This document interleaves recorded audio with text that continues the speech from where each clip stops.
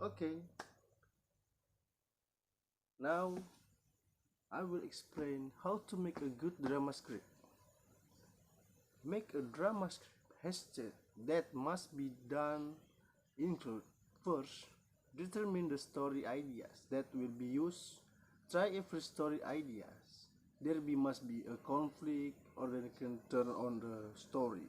Story ideas can be taken from existing story, novel, or from experience itself. After determining the idea of a new story, that is poured into a brief synopsis. A synopsis is a general description of the story ideas that have been obtained sort of a story. Determine who the actors of the story, where it happened and when it happened. This also determines the plot desired. 3. Try to writing from the existing synopsis.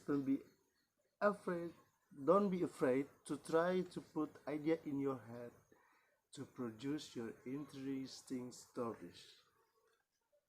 The last point, reading the result of a good writing, whether or not the writing depends on the person who will read it. So by mastering the 4 points above, you'll be able to make a good drama script. Thank you.